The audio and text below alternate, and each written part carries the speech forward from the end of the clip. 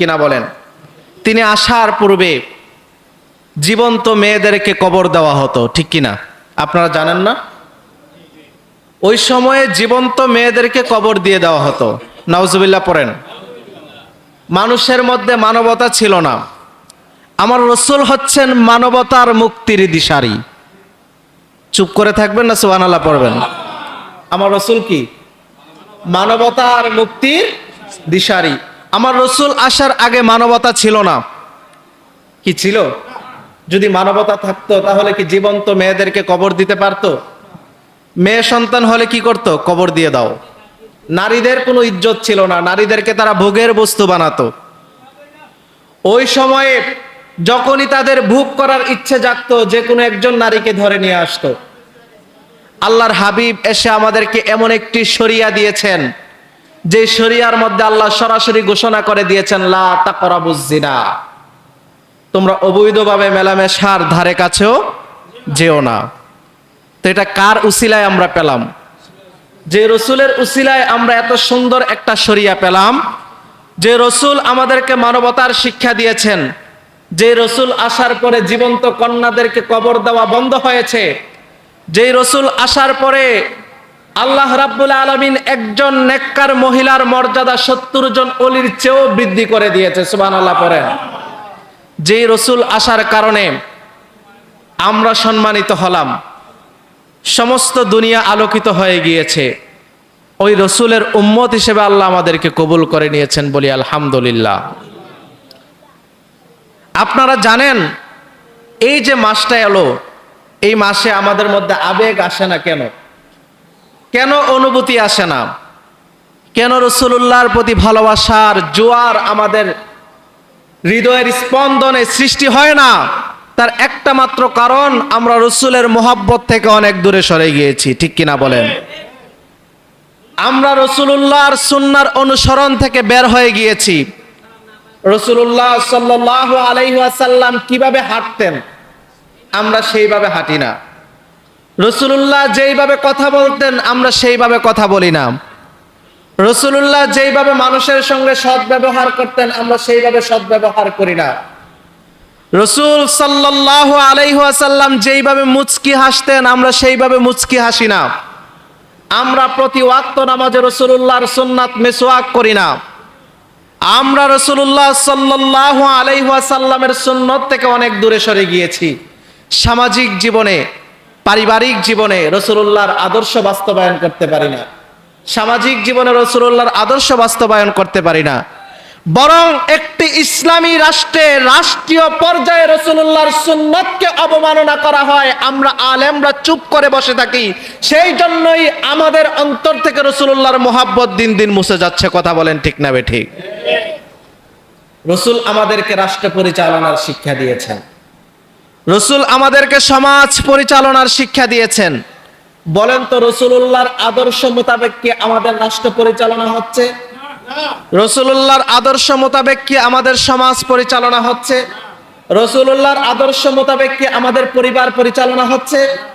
যদি ইমাম বলে কেন রাসূলুল্লাহর আদর্শ মোতাবেক সমাজ পরিচালনা হচ্ছে না, যদি ইমাম মুসল্লিদেরকে সেই প্রশ্ন করে, সেই ইমামের চাকরি চলে যায়, ঠিক কিনা বলেন? সেই জন্যই রাসূলুল্লাহ আমাদের দিক থেকে মুখ ফিরিয়ে নিচ্ছেন। কি হবে এই মাওলুদুন নবীর ইহতিফাল দিয়ে? কি হবে রাসূলুল্লাহর জিকির দিয়ে, যদি প্রেম আর ইশক মোহাব্বত আমাদের অন্তরে না থাকে? কথা বলেন ঠিক না বেঠিক? আপনারা যদি জানেন যে আমার রাসূলের মর্যাদা কত বেশি, আল্লাহর পর যার শান, আল্লাহর পর, আল্লাহ তো কোরআনে বলতে পারতেন ওয়া রাফা'না যিকরাক। কি বলতে পারতেন? ওয়া রাফা'না। এটা বললেই কিন্তু বাক্য হয়ে যায়। কি বলেন? এটা বললেই জুমলায়ে খবরিয়া হয়ে যাচ্ছে, জুমলায়ে ফেলিয়া হয়ে যাচ্ছে। ওয়া রাফা'না যিকরাক বললেই কিন্তু জুমলা পরিপূর্ণ। কিন্তু আল্লাহ শুধুমাত্র ওয়া রাফা'না যিকরাক, হাবিব আপনার সম্মান বৃদ্ধি করেছি, এই কথা শুধুমাত্র বলে ক্ষান্ত হন নাই। আল্লাহ বলেন, হাবিব জানেন আপনার সম্মান আমি আল্লাহ কেন বৃদ্ধি করেছি? আপনি জানেন? আল্লাহ তার হাবিবকে জিজ্ঞেস করছে, হাবিব নবীজি মুহাম্মদ সাল্লাল্লাহু আলাইহি ওয়াসাল্লাম, আপনি কি জানেন যে আপনার সম্মান কেন বৃদ্ধি করছি? আল্লাহ রাব্বুল আলামিন সেই আয়াতে ছোট্ট একটি শব্দ মাঝখানে লাগিয়ে দিলেন, ওয়ারাফা'না লাকা যিকরাক। সুবহানাল্লাহ পড়েন। ওয়ারাফা'না লাকা যিকরাক, আপনার সম্মান বৃদ্ধি করার একটাই উদ্দেশ্য, আপনাকে রাজি করা, আপনাকে খুশি করা। সুবহানাল্লাহ পড়েন। কাকে রাজি করা? আল্লাহ তার হাবিবকে রাজি করার জন্য হাবিবের সম্মান বাড়িয়ে দিয়েছেন। আল্লাহ কি পারতেন না যে হাবিব আপনার সম্মান বাড়াই দিয়েছে, এটা বললে তো পারতেন, কিন্তু আল্লাহ এটা বলে ক্ষান্ত হয় নাই, বলতেছেন হাবিব আপনার সম্মান বাড়িয়ে দিয়েছে, আমি শুধু এটাই বলি নাই, আমি আপনাকে জানিয়ে দিচ্ছি আপনার সন্তুষ্টির জন্য আপনার সম্মান বাড়িয়ে দিয়েছি। সুবহানাল্লাহ। তাহলে যেই রসুলের সন্তুষ্টি স্বয়ং আল্লাহ সুবহানাহু ওয়া তাআলা চায়, সেই রসুলের সন্তুষ্টি আমরা চাই না? আওয়াজে মনে হয় চাই না। আমরা চাই তো ইনশাআল্লাহ। রাসূলুল্লাহর সন্তুষ্টি চাই কি চাই না? যদি আমরা রাসূলুল্লাহর সন্তুষ্টি চাই, কাউকে গালি দেওয়া যাবে? কারো মনে আঘাত করা যাবে? কাউকে ছোট করে কথা বলা যাবে? বলেন, বলা যাবে? দোকানের চায়ের স্টলে বসে কারো নামে গীবত করা যাবে? মা বাবার মনে কষ্ট দেওয়া যাবে? অমুক ভাই ভালো না, তমুক ভাই ভালো না, এগুলো বলা যাবে? আমরা যারা মুমিন মুসলমান, আমরা সবাই একই হৃদয়ে আমরা আবদ্ধ হয়ে আছি। কথা বলেন ঠিক না বেঠিক? রাসূলুল্লাহ আমাদেরকে শিক্ষা দিচ্ছেন মানুষকে ভালোবাসার জন্য। কি বলেন? রাসূলুল্লাহ আমাদেরকে শিক্ষা দিচ্ছেন মানুষের সঙ্গে সদ্ব্যবহার করার জন্য। আসুন আল্লাহ সুবহানাহু ওয়া তাআলা এই ব্যাপারে কি বলে আমরা কোরআনে একটু দেখে নেই। আল্লাহ রাব্বুল আলামিন জানিয়ে দিচ্ছেন,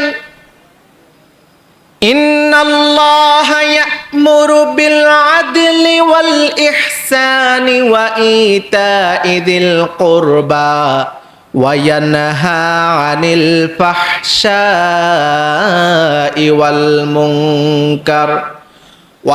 মুনকারি ওয়াল বাগই ইয়া'iযুকুম লাআল্লাকুম তাযাক্কারুন। পড়ি আল্লাহু আকবার। আল্লাহ রাব্বুল আলামিন জানিয়ে দিচ্ছেন, আল্লাহ রাব্বুল আলামিন আমাদেরকে ন্যায় বিচার প্রতিষ্ঠা করার জন্য আদেশ করছেন। আল্লাহ রাব্বুল আলামিন মানুষের সঙ্গে আমাদেরকে সদ্ব্যবহার করার জন্য আদেশ করছেন। সুবহানাল্লাহ কি বলবেন না?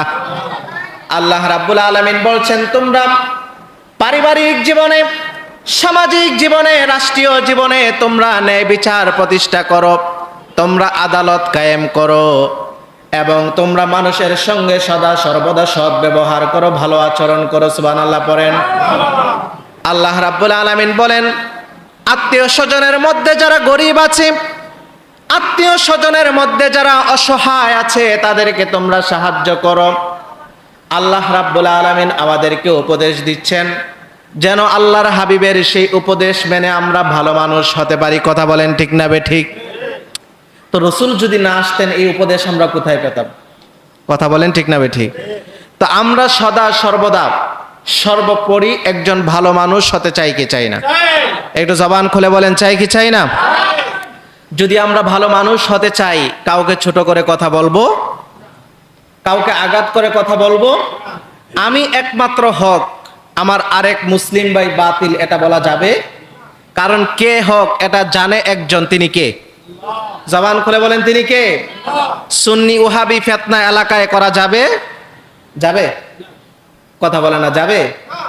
কারণ কে কতটুকু আল্লাহর নৈকট্য হাসিল করতে পারছে আপনি আমি জানি। কে রাতের বেলায় কতটুক সিজদার মাধ্যমে আল্লাহর নৈকট্য অর্জন করে ফেলেছে আমরা কেউ জানি। সেজন্য আমরা যারা সাধারণ মানুষ আছি, আমরা কাউকে ওহাবি বলে গালি দিব? আমরা কাউকে বেদাতি বলে গালি দিব? আমরা কাউকে ছোট করে কথা বলবো? আমরা আমার রসুলের মিলাদে খুশি, মিলাদুন নবী উদযাপন করব। যার ইচ্ছে হয় না সে করবে না, কিন্তু এইটা নিয়ে সমাজে ঝগড়া বিবাদ করা যাবে? আল্লাহ পাক বুঝার তৌফিক দান করুক বলি আমিন। এখন আসুন আমি আমার মূল আলোচনায় প্রবেশ করছি। আমরা কেন মিলাদুন নবী পালন করি? প্রশ্ন আছে না নাই? আজকে এই বিষয়ের উপরে কথা শোনার জন্য ইনশাআল্লাহ, নাকি উঠে যাবেন? উঠবেন কেউ? এই যে দেখেন, এই মজলিসগুলোর মধ্যে সবচেয়ে বেশি বাধা প্রদান করে ইবলিস শয়তান। কে বলেন? আমরা ওই ইবলিস শয়তানের গালে চপেটাঘাত করতে চাই কি চাই না? তাহলে আমরা নিয়ত করে নিচ্ছি, আজকের এই মাহফিলের আখিরি মুনাজাত করে জীবনের গুনাহসমূহ ক্ষমা করার আগে আমরা কেউ বাড়ি ফিরে যাব? আল্লাহ পাক কবুল করুক, মঞ্জুর করুক, বলে আমিন। আসুন আমরা শুনি যে এই মিলাদুন নবী উদযাপন আমরা কেন করি। আমাদের ইস্তেহাদ আমাদেরকে বলে, আমাদের ইস্তেমবাত ইজতিহাদ আমাদেরকে দেখিয়ে দেয় যে মিলাদুন নবী পালন করো। সুবহানাল্লাহ পড়ে। কি পালন করো? মিলাদুন নবী উদযাপন করো। আসুন দেখি এই ব্যাপারে আল্লাহর কোরআন আমাদেরকে কি বলে। আল্লাহ রাব্বুল আলামিন পবিত্র কোরআনুল কারীমের মধ্যে জানিয়ে দিয়েছেন, আল্লাহ রাব্বুল আলামিন বলেন, কুল বিফাদলিল্লাহি ওয়া বিরহমাতিহি ফাবিযালিকা ফালইফরাহু হুয়া খায়রুম মিম্মা ইয়াজমাউন। পড়ি আল্লাহু আকবার। আল্লাহ রাব্বুল আলামিন জানিয়ে দিচ্ছেন, হাবিব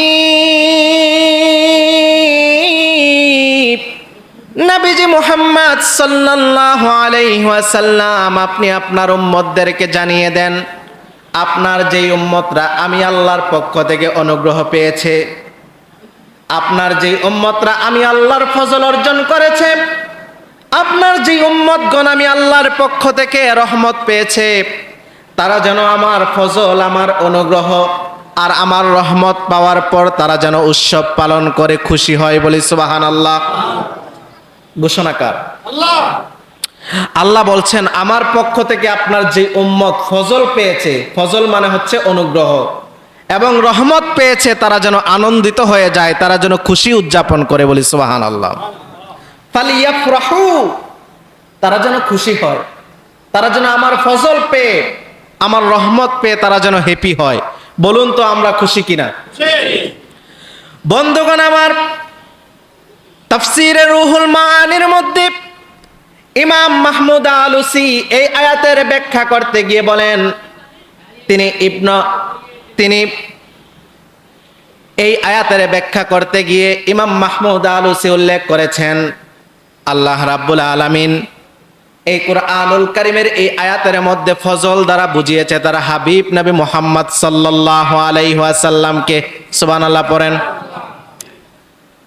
তিনি ইবনে আসাকিরের একটি মত নকল করে বলেন, আল্লাহ রাব্বুল আলামিন কুল বিফাদলিল্লাহ দ্বারা বুঝিয়েছেন নবী মুহাম্মদ সাল্লাল্লাহু আলাইহি ওয়াসাল্লামকে, এবং অবিরহমাতিহি দ্বারা বুঝিয়েছেন হযরতে আলী রাদিয়াল্লাহু তাআলা আনহুকে। কিন্তু মাশহুর বর্ণনার মধ্যে এসেছে, সেইটাও ইমাম মাহমুদ আলুসি উল্লেখ করে দিয়েছেন, ফজল মানে হচ্ছে আল্লাহ তাআলার ইলমুল্লাহ, আর অবিরহমাতিহি দ্বারা আল্লাহ রাব্বুল আলামিন বুঝিয়েছেন আল্লাহর পেয়ারা হাবিব নবী মুহাম্মদ সাল্লাল্লাহু আলাইহি ওয়াসাল্লামকে। সুবহানাল্লাহ কি বলবেন না?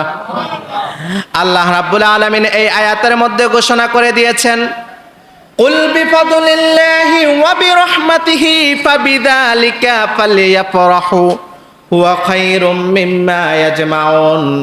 হাবিব নবীজি মুহাম্মদ সাল্লাল্লাহু আলাইহি ওয়াসাল্লাম, আপনি আপনার উম্মতদেরকে জানিয়ে দেন, যারা আমি আল্লাহর এলেম কিংবা অনুগ্রহ অর্জন করেছে এবং আমার হাবিব নবীজি মুহাম্মদ সাল্লাল্লাহু আলাইহি ওয়াসাল্লামের উম্মত হবার মতো সৌভাগ্য অর্জন করেছে, তারা যেন আনন্দ প্রকাশ করে খুশি উদযাপন করে। বলি সুবহানাল্লাহ। তাহলে রাসূলুল্লাহর আগমনে খুশি হওয়ার জন্য বলেছেন একজন, তিনি কে? জবান খুলে বলেন, তিনি কে? তাহলে আমরা খুশি কিনা বলেন? বন্ধুগণ আমার, শুধু তাই নয়, আল্লাহ রাব্বুল আলামিন এই আয়াতের মধ্যে রহমত দ্বারা তার হাবিব নবীজি মুহাম্মদ সাল্লাল্লাহু আলাইহি ওয়াসাল্লামকে বুঝিয়েছেন। এটা আমরা কিভাবে বুঝবো? আল্লাহ রাব্বুল আলামিন তো সরাসরি কোরআনের অন্য আয়াতের মধ্যে বলে দিয়েছেন। আল্লাহ বলেন, রাব্বুল আলামিন কোরআনের মধ্যে জানিয়ে দিয়েছেন, ওয়ামা আরসালনাকা ইল্লা রাহমাতাল লিল আলামিন। বলি সুবহানাল্লাহ। আল্লাহ রাব্বুল আলামিন বলছেন, হাবিব নবীজি মুহাম্মদ সাল্লাল্লাহু আলাইহি ওয়াসাল্লাম, আমি আল্লাহ আপনাকে দুনিয়াতে পাঠাই নাই, কিন্তু আপনাকে সমস্ত জাহানের রহমত হিসাবে পাঠিয়েছি, বলি সুবহানাল্লাহ। তাহলে এই আয়াত দ্বারা বুঝে নিলাম আল্লাহর রহমত মানে হচ্ছে নবী মুহাম্মদ সাল্লাল্লাহু আলাইহি ওয়াসাল্লাম। আল্লাহ বলতেছেন যারা আমার ফজল পেয়েছে, রহমত পেয়েছে, যেন আনন্দ করে। এখন আপনাদের কাছে ক্লিয়ার হয়েছে রহমত মানে কে? নবী মুহাম্মদ সাল্লাল্লাহু আলাইহি ওয়াসাল্লাম।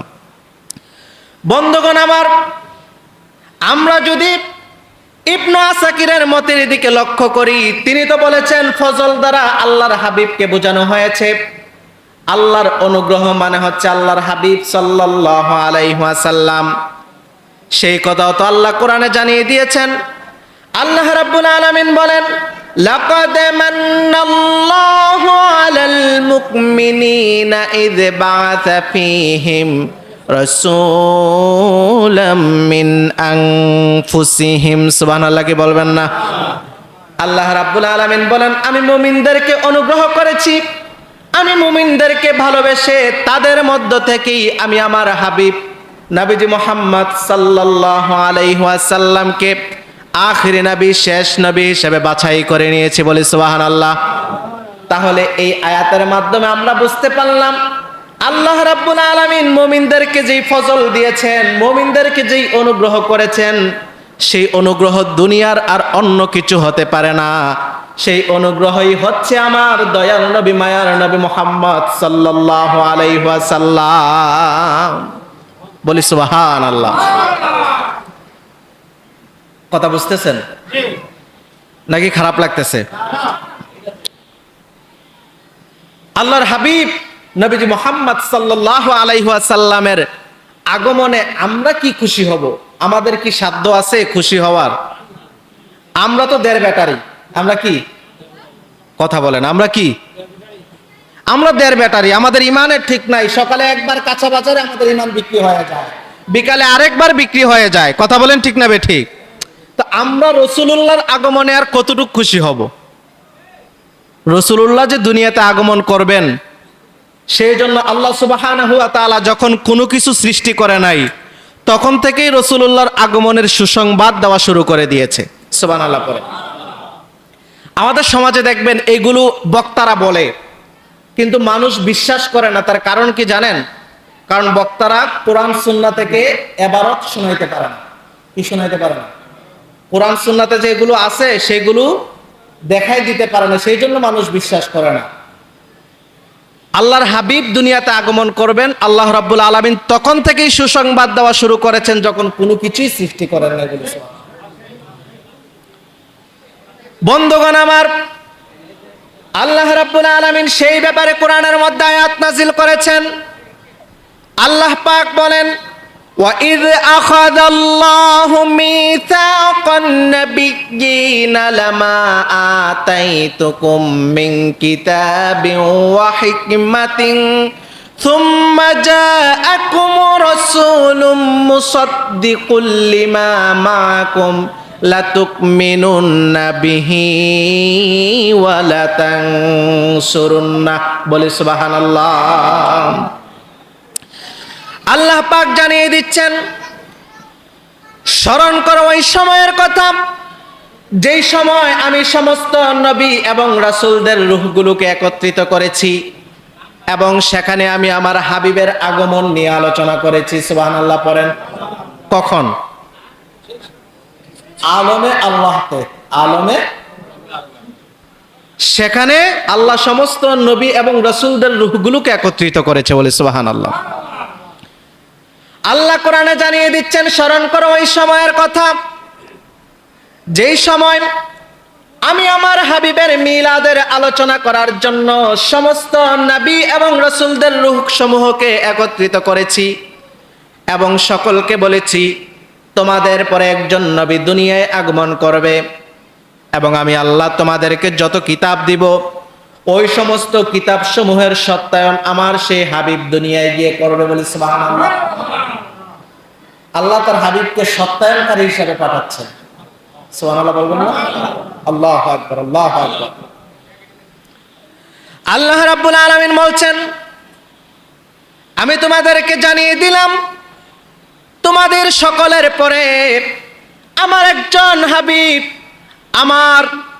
আমার বন্ধু নবী মুহাম্মদ সাল্লাল্লাহু আলাইহি ওয়াসাল্লামকে দুনিয়ায় প্রেরণ করব, যিনি তোমাদেরকে সত্যায়ন করবে, তোমাদের কিতাব সমূহের সত্যায়ন করবে।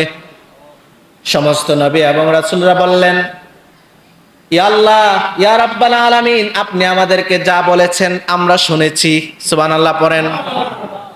আল্লাহ রাব্বুল আলামিন বললেন, শুনলেই হবে না, লা তুকমিনুন্না বিহি ওয়া লা তানসুরুন্না। আমার সেই হাবিব নবীজি মুহাম্মদ সাল্লাল্লাহু আলাইহি ওয়াসাল্লাম যখন দুনিয়ার জমিনে আগমন করবে, তোমরা সবাই আমার সেই হাবিবের উপরে ঈমান আনতে হবে। সুবহানাল্লাহ পড়েন। আমরা না, নবী রাসূলরা সুবহানাল্লাহ পড়েন না। আচ্ছা, এটা কি আমার কথা বাবা? কোরআনের কথা? কোন জায়গার কথা? সূরা আলে ইমরানের 81 নং আয়াত সম্ভবত। যদি ভুল হয় মাফ করবেন, কারণ এত কিছু মনে রাখা সম্ভব না। কি বলেন? আল্লাহ রাব্বুল আলামিন বলছেন, লা তুকমিনুন্না বিহি ওয়া লা তানসুরুন্না। আমার যে হাবিব নবীজি মুহাম্মদ সাল্লাল্লাহু আলাইহি ওয়াসাল্লাম দুনিয়ার জমিনে আগমন করবে, আমার হাবিব দুনিয়ায় যাওয়ার পরে তার উপরে ঈমান আনবে, এবং আমার সে হাবিব নবীজি মুহাম্মদ সাল্লাল্লাহু আলাইহি ওয়াসাল্লাম দুনিয়ায় যাওয়ার পরে আমার হাবিবকে তোমরা সবাই মিলে সাহায্য করবে। বলি সুবহানাল্লাহ। সমস্ত নবী এবং রাসূলগণ বললেন, রাব্বুল আলামিন আপনার হাবিব নবীজি মুহাম্মদ সাল্লাল্লাহু আলাইহি ওয়াসাল্লাম যখন দুনিয়ায় আগমন করবে, আমরা তার উপরে ঈমান আনবো এবং তাকে সাহায্য করব।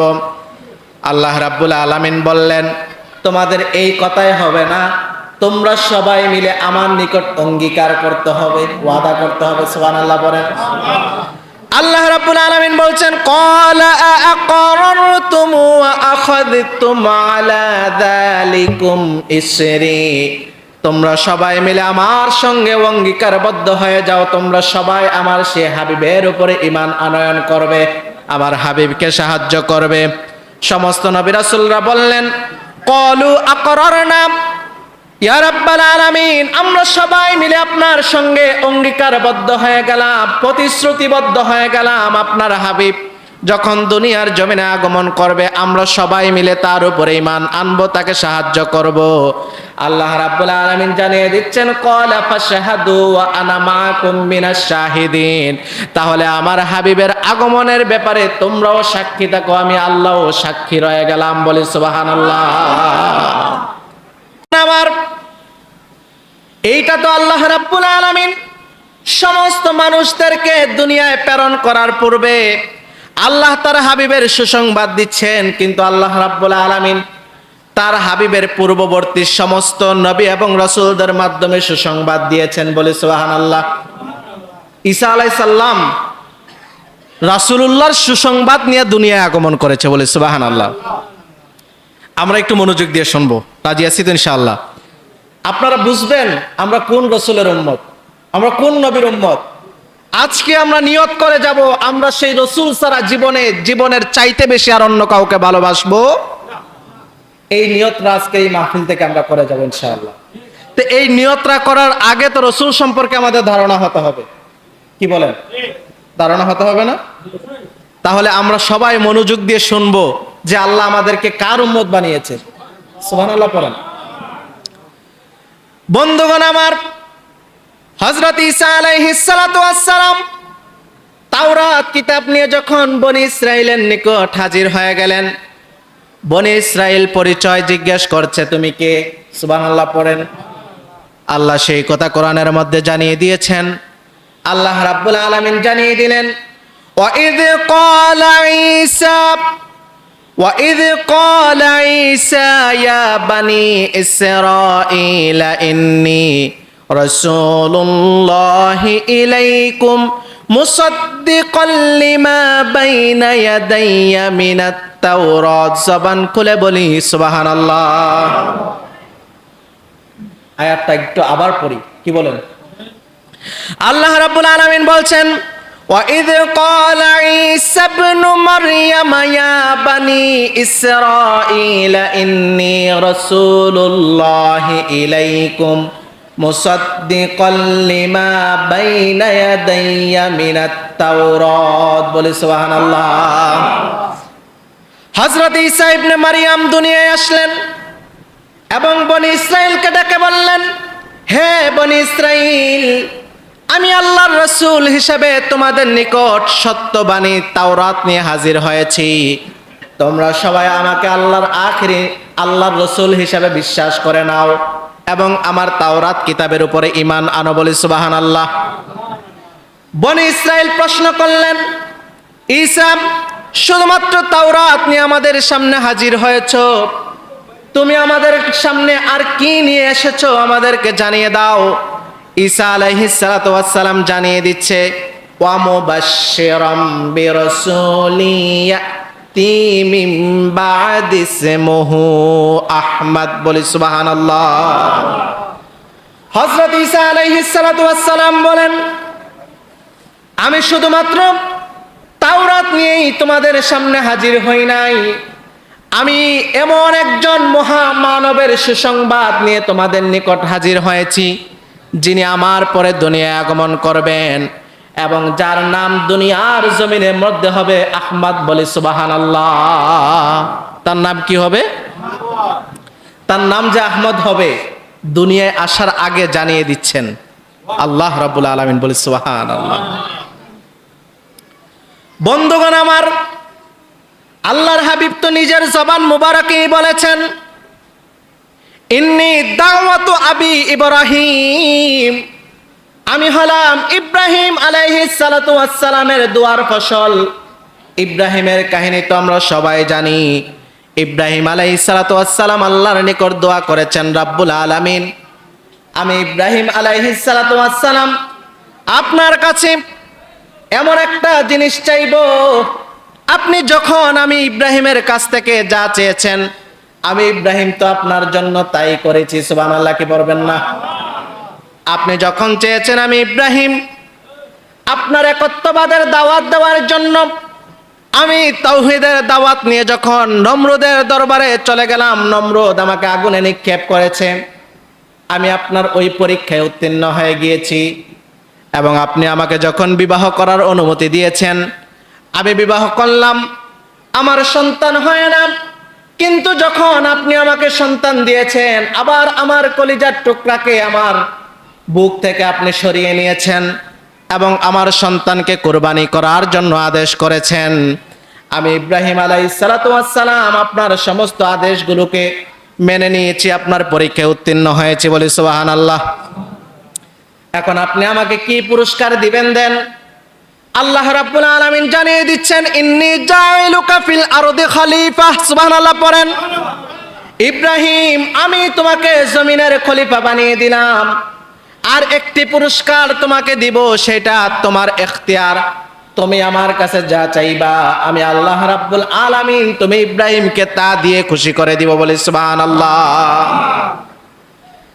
ইব্রাহিম আলাইহিস সালাতু ওয়াস সালাম বললেন, রব্বুল আলামিন, আপনার যে হাবিব নবীজি মুহাম্মদ সাল্লাল্লাহু আলাইহি ওয়াসাল্লাম সমস্ত নবী এবং রাসূলদের পরে দুনিয়ার জমিনে আগমন করবে, আপনার সেই হাবিব নবীজি মুহাম্মদ সাল্লাল্লাহু আলাইহি ওয়াসাল্লামকে আমি ইব্রাহিম আমার বংশের মাধ্যমে দুনিয়ায় দেখতে চাই বলি সুবহানাল্লাহ। আল্লাহ বললেন, ইব্রাহিম, তুমি এমন একটা জিনিস চাইছো যেটা না বানাইলে আমি আল্লাহ কোনো কিছুই, সুবহানাল্লাহ পড়বেন না? তুমি আমার সৃষ্টি জগতের সবচেয়ে দামি জিনিসটা চেয়ে নিয়েছো বলি সুবহানাল্লাহ। আমি আল্লাহ তো ওয়াদা করেছি যা চাইবা তা দিব, তুমি চেয়েছো আমার হাবিবকে, আমি আল্লাহ কবুল করে নিয়েছি বলি সুবহান। আল্লাহু আকবার বলেন। আল্লাহর হাবিব সাল্লাল্লাহু আলাইহি ওয়াসাল্লাম বললেন, ইন্নী বুশরা ঈসা, আমি হলাম ঈসা আলাইহিস সালাতু ওয়াস সালামের সুসংবাদ। এবং আল্লাহর হাবিব আরো জানিয়ে দিচ্ছেন, রুইয়া উম্মি আল্লাতি রাআত আন্নাহু খরাজাত মিন্নি নূর আদাআত লাহু কুসুরুশ শাম বলি সুবহানাল্লাহ। আমার মা স্বপ্ন দেখেছেন তার ভিতর থেকে একটা নূর বের হয়েছে, যেই নূরের আলোতে শামের বড় বড় বিল্ডিং গুলো স্পষ্টভাবে দেখা গিয়েছে। বলে সুবহানাল্লাহ, আল্লাহু আকবার বলেন। যে তার থেকে একটা নূর বের হয়েছে, আন্নাহু খরাজাত মিনহা নূর আদাআত লাহু কুসুরুশ শাম। আমার মা স্বপ্নে দেখেছেন তার পেট থেকে একটি নূর বের হয়েছে, যে নূরের আলোতে শাম এবং সিরিয়ার বড় বড় প্রাসাদগুলো দেখা গিয়েছে। বলে সুবহানাল্লাহ। তাহলে রাসূলুল্লাহ সাল্লাল্লাহু আলাইহি ওয়াসাল্লাম যখন মায়ের গর্ভে, তখন আল্লাহ সুসংবাদ দিচ্ছেন মাকে স্বপ্ন দেখানোর মাধ্যমে। সুবহানাল্লাহ। বন্ধুগণ আমার, আসুন আল্লাহর হাবিব সাল্লাল্লাহু আলাইহি ওয়াসাল্লামের মর্যাদা সম্পর্কে আমরা বিভিন্ন ধাপে ধাপে জেনে নেই। আল্লাহর হাবিবের আপন চাচা, আপন দাদা আব্দুল মুত্তালিব, তিনি যখন বাজার দিয়ে হাঁটা চলা করতেন, তিনি যখন রাস্তা দিয়ে হাঁটা চলা করতেন, আব্দুল মুত্তালিব দেখতেন। আব্দুল মুত্তালিব যখন রাস্তা দিয়ে হেঁটে যায়, আব্দুল মুত্তালিবকে যখন মানুষ দেখে, তখন মানুষ একজন আরেকজনের সাথে কানাকানি করতে থাকে। সুবহানাল্লাহ পড়বেন না? এখন আমি রাস্তা দিয়ে হেঁটে যাচ্ছি, আমাকে দেখার পর যদি আপনারা ফুসুর ফাসুর করেন, আমার মনের ভিতরে একটা প্রশ্ন জাগবে না যে আমাকে দেখলেই কেন তারা এমন করে? কথা বলেন ঠিক না ঠিক? আমাকে দেখলেই কেন এমন করে? বন্ধুগণ আমার, আব্দুল মুত্তালিব বললেন, আমি যখন রাস্তা দিয়ে হেঁটে যাই, রাস্তার আশেপাশের মানুষগুলো আমাকে দেখলেই কানাঘুষা করতে থাকে। তারা একজন আরেকজনের কানে গিয়ে যেন কি বলতে থাকে। আমি একদিন সবাইকে ডেকে আনলাম। আমি যখন রাস্তা দিয়ে হাঁটি, আমি যখন বাজারে চলাফেরা করি, তোমরা সবাই আমাকে দেখে একজন আরেকজনের সঙ্গে কি বলো? আজকে সবাই আমাকে জানিয়ে দাও, আমি তোমাদের নিকট থেকে জানতে চাই। সবাই বললেন, আব্দুল মুত্তালিব, তোমাকে লজ্জায় বলতে পারি না, তোমার পুত্রবধূ আমেনা যখন রাস্তা দিয়ে হেঁটে যায়, তোমার পুত্রবধূ আমেনা যখন আমাদের পাশ দিয়ে চলাফেরা করে, তোমার পুত্রবধূ আমেনার শরীর থেকে এমন একটা সুঘ্রাণ বের হয়, যে সুঘ্রাণ দুনিয়ার কোনো সাধারণ সুঘ্রাণ নয়, যেটা অনেক দামি সুঘ্রাণ। বলি সুবহানাল্লাহ। যার স্বামী নাই, তার শরীরে তো সুঘ্রাণ ব্যবহার করার কোনো অধিকার। তাহলে তোমার পুত্রবধূর শরীর থেকে কেন সুঘ্রাণ বের হয়? সুঘ্রাণ বের হলেও মানা যেত, কিন্তু এত দামি পারফিউম কেন ব্যবহার করে? যার স্বামী নাই সে এত দামি পারফিউম কোথায় পায়? কে কিনে দেয়? প্রশ্ন আছে না নাই? কথা বলে না, প্রশ্ন আছে না নাই? আব্দুল মুত্তালিব লজ্জা পেয়ে গেলেন। আব্দুল মুত্তালিব বাড়ি চলে গেলেন। বাড়ি গিয়ে আব্দুল মুত্তালিব পুত্রবধূ আমেনাকে ডেকে আনলেন। পুত্রবধূ আমেনাকে জিজ্ঞেস করছে, আমেনা, মা আজকে তোমাকে একটি কথা জিজ্ঞেস করব, তুমি সত্য করে আমার নিকট উত্তর দিবে। সুবহানাল্লাহ পড়েন। আমেনা বললেন, বাবা, আপনি আমার নিকট কি জিজ্ঞেস করবেন? আপনি আমার নিকট যা জানতে চাইবেন, আমি আল্লাহর শপথ করে বলবো, আমি আপনার প্রত্যেকটি প্রশ্নের জবাব দিয়ে দিব। বলি সুবহানাল্লাহ। আব্দুল মুত্তালিব বললেন, আমি যখন রাস্তা দিয়ে হাঁটা চলা করি, আশেপাশের মানুষ সকল আমাকে দেখে কানাঘুষা করে। আমি তাদেরকে জিজ্ঞেস করলাম, আমাকে দেখে কানাঘুষা করার মানে কি? তোমরা একে অপরের নিকট কি বলো আমাকে দেখলে? তখন তারা আমার নিকট উত্তর দিল, আপনার পুত্রবধূ আমেনা যখন রাস্তা দিয়ে হেঁটে যায়, আপনার পুত্রবধূর শরীর থেকে মিষ্ক আম্বরের ঘ্রাণ কেন বের হয়? সুবহানাল্লাহ কি বলবেন না? আমেনা দুটো চোখের পানি ছেড়ে দিলেন, ডাক দিয়ে বললেন, বাবা, মানুষ আমাকে সন্দেহ করবে এটাই স্বাভাবিক, কারণ আমার স্বামী নাই। আমার শরীর থেকে কেন মিষ্কের ঘ্রাণ বের হয়, কেন পারফিউমের ঘ্রাণ বের হয়? আমি আমেনা আজকে আপনাকে কিছু সত্য কথা জানিয়ে দিব, যেইগুলো আমি আমেনা আপনাকে অনেক দিন ধরে বলবো ভাবতেছি, কিন্তু বলার সুযোগ পাচ্ছি না। সুবহানাল্লাহ পড়েন। বন্ধুগণ আমার, আমেনা জানিয়ে দিচ্ছেন, যেদিন আপনার সন্তান আব্দুল্লাহর সঙ্গে আমি বিবাহ বন্ধনে আবদ্ধ হয়ে গেলাম, আপনার সন্তান আব্দুল্লাহর সঙ্গে যখন আমি রাত্রি যাপন করলাম, আপনার সন্তান আব্দুল্লাহর সঙ্গে রাত্রি যাপন করার পরে আমি আমেনা স্বপ্নে দেখতে পেলাম আকাশের পূর্ণিমার চাঁদ এসে আমার পেটের ভিতরে প্রবেশ করেছে।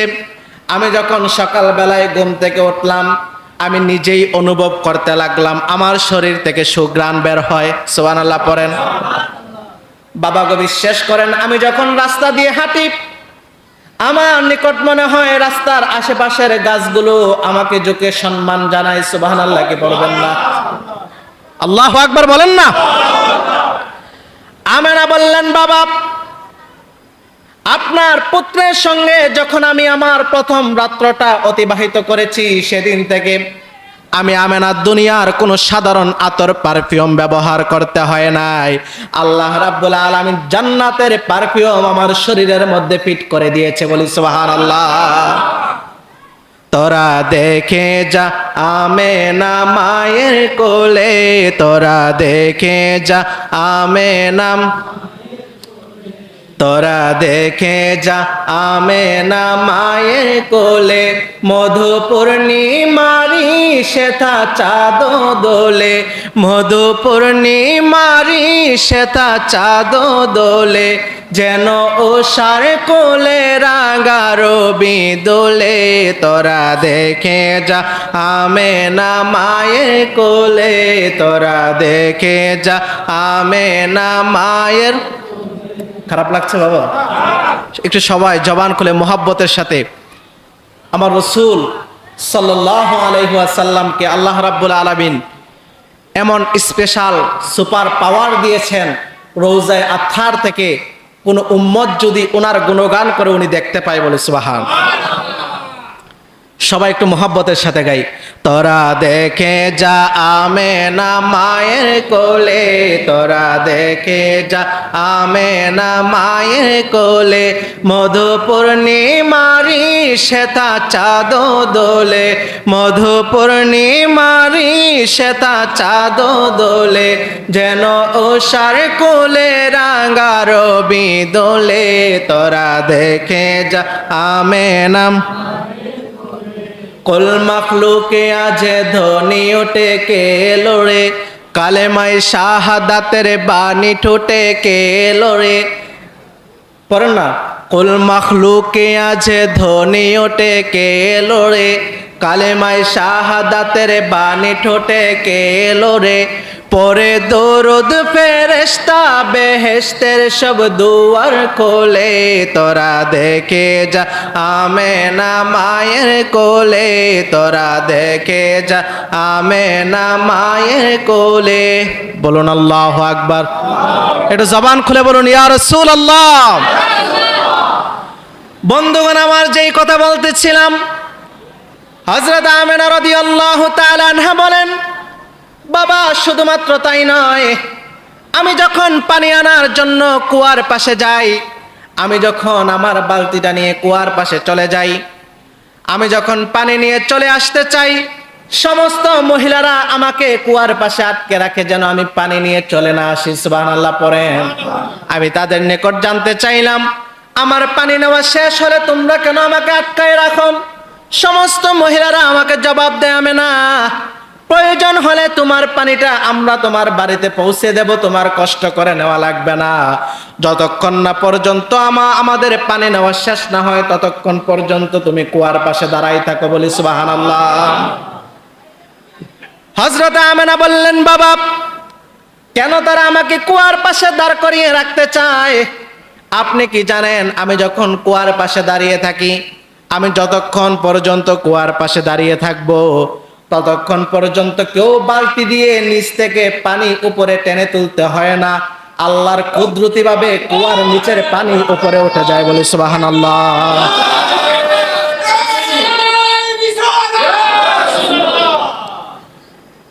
বন্ধুগণ আমার সেই ব্যাপারে হযরত আমেনা কি বলছেন, লাম্মা উলিদান নবী সাল্লাল্লাহু আলাইহি ওয়াসাল্লাম ইনতাশারাত মিন জিসমি উম্মিহি আমিনাতা রাদিয়াল্লাহু তাআলা আনহা রিহুন তাইয়্যিবা। হযরত আমেনা বলেন, যখন আমার সন্তান আমার গর্ভে চলে এসেছে তখন থেকে আমার শরীর থেকে এমন একটা ঘ্রাণ বের হয়। সুবহানাল্লাহ পড়েন। লা ইউমকিনু উসুফুহা, যা বর্ণনা করা সম্ভব নয়, যা বর্ণনা করার মতো কোনো ভাষা নাই, এমন একটা ঘ্রাণ আমার শরীর থেকে বের হয়, বলে সুবহানাল্লাহ। ওয়া আম্মাতিল বাইতা, আমার সমস্ত ঘরের মধ্যে ঘ্রাণ যখন ছড়িয়ে পড়ে, ওয়া শাআরা বিহা কুল্লু মান হাওলাহু, আমার ঘরের চারপাশে যারা থাকে তারা সেই ঘ্রাণ অনুভব করতে থাকে, বলে সুবহানাল্লাহ। চিন্তা করে দেখেন, আমার নবী মুহাম্মদ সাল্লাল্লাহু আলাইহি ওয়াসাল্লাম মায়ের গর্ভে সমস্ত জাহান সেই সুঘ্রাণে মাতোয়ারা হয়ে গিয়েছে। সুবহানাল্লাহ পড়েন, একটু আওয়াজ করে বলেন আল্লাহু আকবার। বন্ধুগণ আমার, শুধুমাত্র তাই নয়, আয়েশা রাদিয়াল্লাহু তাআলা আনহা তিনি হাদিস নকল করেছেন। হযরতে আমেনা রাদিয়াল্লাহু তাআলা আনহা তিনি বলেন, হযরতে আমেনা রাদিয়াল্লাহু তাআলার একটি কথা হযরত আয়েশা সিদ্দিকা রাদিয়াল্লাহু তাআলা আনহা তিনি নকল করেছেন।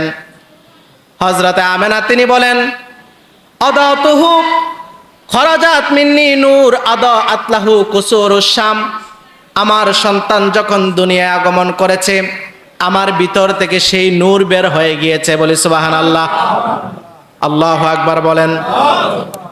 বন্ধুগণ আমার, আমার নবী সাল্লাল্লাহু আলাইহি ওয়াসাল্লাম দুনিয়ার জমিনে যখন আগমন করেছেন, আমার নবীর আগমনের পরে সমস্ত জাহান আলোকিত হয়ে গিয়েছে। আপনারা জানলে অবাক হবেন, যেদিন আমার নবী সাল্লাল্লাহু আলাইহি ওয়াসাল্লাম দুনিয়ার জমিনের মধ্যে আগমন করেছেন, সেদিন শাহানশাহ কিসরার প্রাসাদের মধ্যে ভূমিকম্প তৈরি হয়েছে, বলে সুবহানাল্লাহ। যেই ভূমিকম্পের মধ্যে সেই প্রাসাদের 14টি বারান্দা ভেঙে গিয়েছে। আল্লাহু আকবার বলেন। আল্লাহ রাব্বুল আলামিন জানিয়ে দিচ্ছেন যে এই ভূমিকম্প হচ্ছে তারই একটি ইশারা। আমার নবী, আমার হাবিব মুহাম্মদ সাল্লাল্লাহু আলাইহি ওয়াসাল্লাম দুনিয়ার জমিনে আগমন করেছেন। এই দুনিয়ার জমিনে আর কারো রাজত্ব চলবে না। এই দুনিয়ার জমিনের মধ্যে একমাত্র আমার হাবিবের রাজত্ব আমি আল্লাহ কায়েম করে দিব, বলে সুবহানাল্লাহ। আল্লাহু আকবার বলেন। বন্ধুগণ আমার, শুধুমাত্র তাই নয়, আমার রাসূল সাল্লাল্লাহু আলাইহি ওয়াসাল্লাম যখন দুনিয়ার মধ্যে আগমন করেছেন, কাবাঘরের আশেপাশে যত মূর্তি আছে সমস্ত মূর্তিগুলো অটোমেটিকলি মাটির মধ্যে পড়ে গিয়েছে। সুবহানাল্লাহ পড়েন।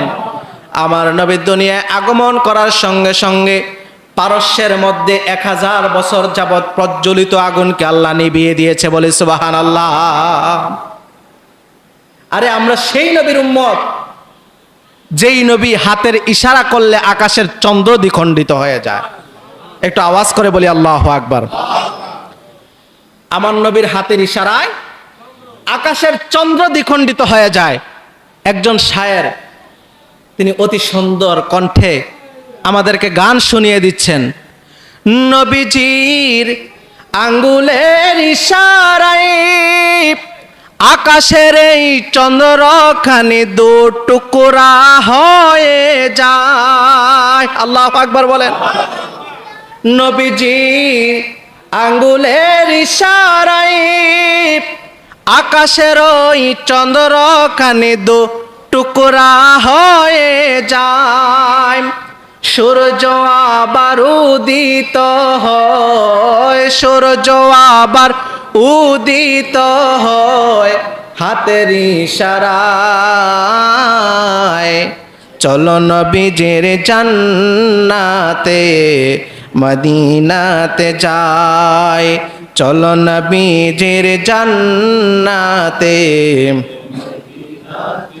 নবীজির আশেকে নবীজির পাগলের কোনো চিন্তা নাই। চলো নবীজির জান্নাতে মদিনাতে যাই, চলো নবীজির জান্নাতে।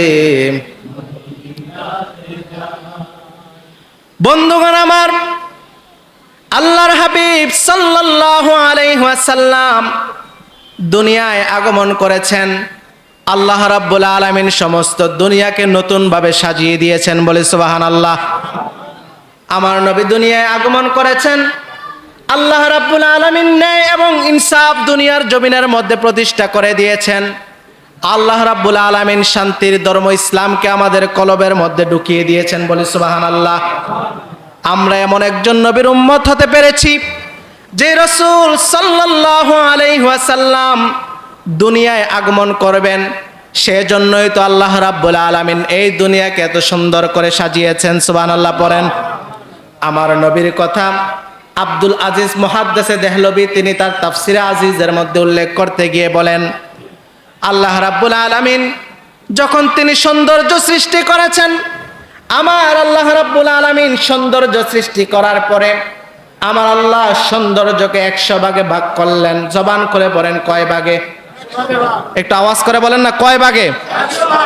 সবাই মনোযোগ দিয়ে শুনে নাই কথাটা, দেখতেছেন সবাই কিন্তু শুনে নাই, এই যে মিস করে ফেললো। কিন্তু আল্লাহ যখন সৌন্দর্য সৃষ্টি করেছে সৌন্দর্যকে কত ভাগে ভাগ করলেন?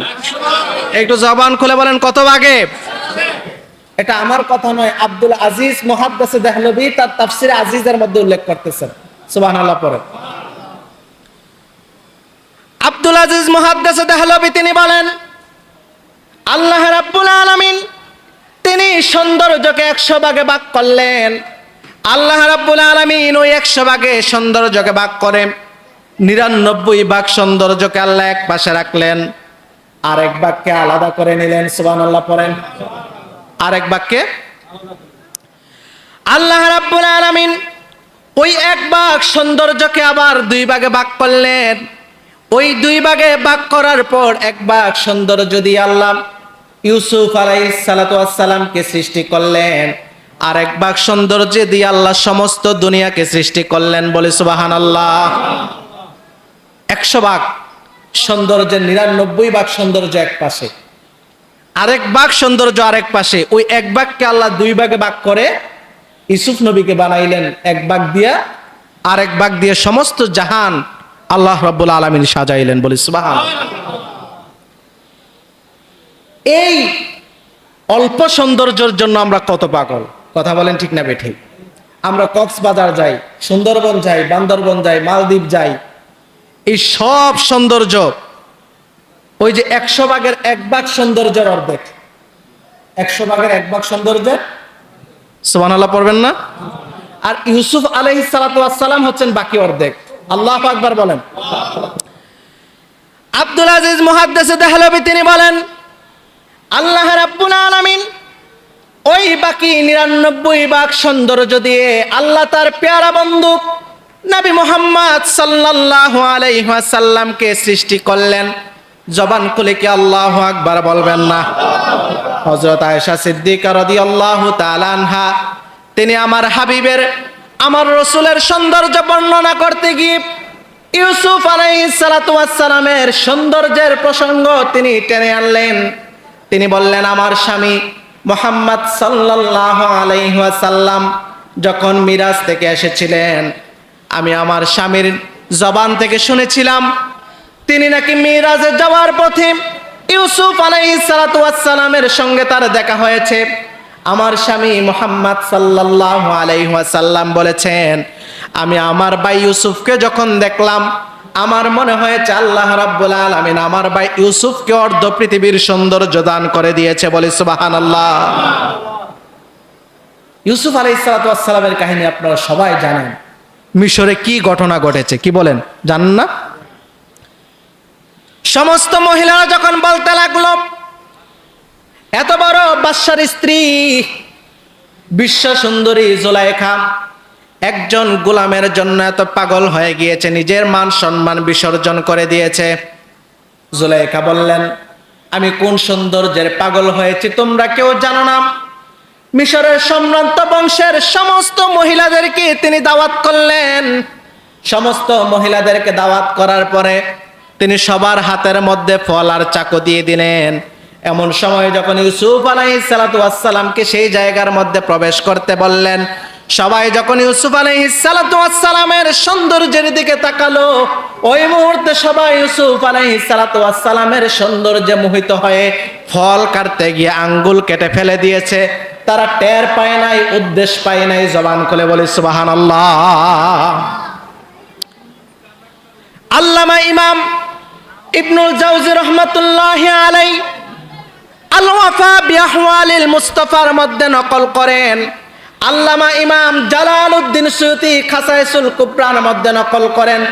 আম্মা জান জ্ঞান তাপসী হযরত আয়েশা সিদ্দিকা রাদিয়াল্লাহু তাআলা আনহা তিনি বলতেছেন, লাউ রাআত সূরাতাল হাবিবি মুহাম্মদ সাল্লাল্লাহু আলাইহি ওয়াসাল্লাম নিসওয়াতু মিসরা মা কাতানা আইদিয়াহুন্না ওয়ালাকিন কাতানা কুলুবাহুন্না। মিশরের মহিলারা হযরত ইউসুফ আলাইহিস সালাতু ওয়াস সালামের সৌন্দর্য দেখে আঙ্গুল কেটে ফেলে দিয়েছে। ওরা যদি আমার হাবিব নবীজি মুহাম্মদ সাল্লাল্লাহু আলাইহি ওয়াসাল্লামের সৌন্দর্য দেখতো, আঙ্গুল নয় কলিজাগুলো কেটে টুকরা করে দিত। বলি সুবহানাল্লাহ।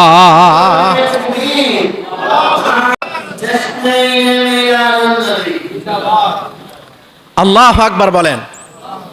চিন্তা করে দেখেন আমার নবী সাল্লাল্লাহু আলাইহি ওয়াসাল্লাম কত বেশি সুন্দর ছিলেন। সুবহানাল্লাহ পড়েন না, এত আস্তে বললেন সুবহানাল্লাহ। আমাদের দেশে তো ঝগড়া হয় মিলাদুন নবী আর সিরাতুন নবী নিয়ে, আছে না নাই? ঝগড়া আছে না নাই বলেন না?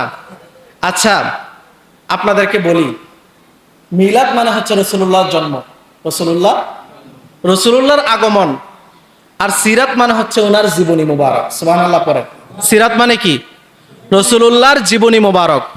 কথা বলেন ঠিক না বেঠিক? এখন আমি দুনিয়ায় আসলাম না, আমার জীবনী পাবেন কোথায়? আমার জন্ম হয় নাই, আমার জীবনী কোথায় পাবেন? তার মানে প্রথমে আমার মিলাদ হওয়া লাগবে, তারপর আমার সিরাত পাবেন। প্রথমে রাসূলুল্লাহর মিলাদ, তারপর হচ্ছে সিরাত। আমরা তো বলি আমরা মৌলুদুন নবী সেলিব্রেশন করি, সিরাতুন নবীর আলোচনা করে বলি সুবহানাল্লাহ। মিলাদ যার, সিরাত তার। সিরাত যার। আপনি যদি মিলাদুন নবী অস্বীকার করেন, সিরাতুন নবী মানার কোনো অধিকার আপনার। আপনি তখনই সিরাতুন নবীকে মানতে পারবেন যখন তার মিলাদকে স্বীকার করে দিবেন। কথা বলেন ঠিক না বেঠিক? আরো সবচেয়ে হাস্যকর একটা বিষয় হচ্ছে, আমি তো কুমিল্লা থেকে এসেছি, আমাদের কুমিল্লা শহরে একটা দরবার আছে, ওই দরবারে মিলাদুন নবী আর মাজিউন নবী নিয়ে ঝগড়া। ওরা বলে ঈদে মাজিউন নবী। কি বলে? ঈদে মাজিউন নবী। আপনাদেরকে বুঝিয়ে দিচ্ছি, ওই কুমিল্লা শহরের মধ্যে মিলাদুন নবী আর মাজিউন নবী নিয়ে ঝগড়া। মিলাদুন নবী আর, এতদিন আমরা দেখতাম সারা দেশে মিলাদুন নবী আর সিরাতুন নবী নিয়ে ঝগড়া, এখন দেখি মিলাদুন নবী আর মাজিউন নবী নিয়ে ঝগড়া। বলেন না, উম্মার মধ্যে যদি এত ফিতনা হয়, এত ফাটল হয়, কিভাবে উম্মাহ আল্লাহর জমিনে আল্লাহর আইন বাস্তবায়ন করবে? কথা বলেন। এটাও একটা বিষয়, এটাও কি ঝগড়া করার বিষয়? বলেন না। মিলাদুন নবী অর্থ হচ্ছে রাসূলুল্লাহ সাল্লাল্লাহু আলাইহি ওয়াসাল্লামের জন্ম। মিলাদুন নবী অর্থ কি? রাসূলুল্লাহ সাল্লাল্লাহু আলাইহি ওয়াসাল্লামের জন্ম। আর মাজিউন নবী মানে হচ্ছে রাসূলুল্লাহ সাল্লাল্লাহু আলাইহি ওয়াসাল্লামের আগমন। যা আয়া জিউ, ফেলের মাসদার হচ্ছে আল মাজিউ। আল মাজিউ অর্থ হচ্ছে আসা, আগমন করা। মাজিউন নবী দুইটা শব্দ ইদাফাতের মাধ্যমে অর্থ দিচ্ছে রাসূলুল্লাহ সাল্লাল্লাহু আলাইহি ওয়াসাল্লামের আগমন। রাসূলুল্লাহ সাল্লাল্লাহু আলাইহি ওয়াসাল্লামের। এখন রাসূলের জন্ম আর রাসূলের আগমন, দুইটা কথার মধ্যে কি কোনো পার্থক্য আছে? কথা বলেন না, আছে? এইটা নিয়েও মারামারি আমাদের কুমিল্লা শহরে। নাউজুবিল্লাহ বলেন।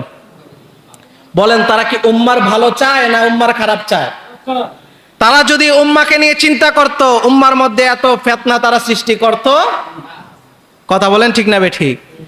মিলাদুন নবী যেই কথা, মাজিউন নবীও সেই কথা। মিলাদ যার, সিরাত তার। সিরাত যার, মিলাদ তার।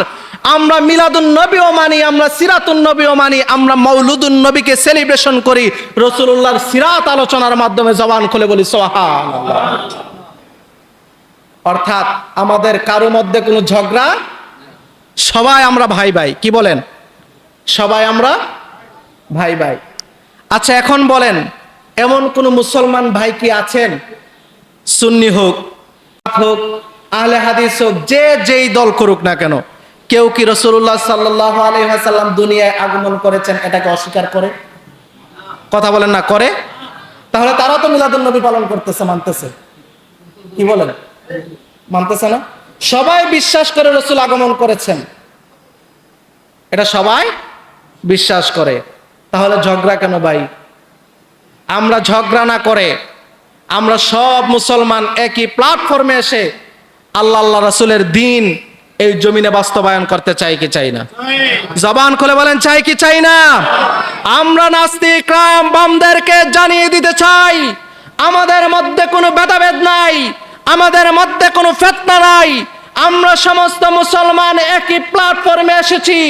যদি ইসলামকে না মানতে চায়, ইসলামকে অপমান করতে চায়, রাসূলুল্লাহর আদর্শ বাস্তবায়ন হোক সেটা না চায়, তাহলে যেন মস্তক অবনত করে আমার সোনার বাংলা থেকে পালিয়ে যায়। কথা বলেন ঠিক না বেঠে?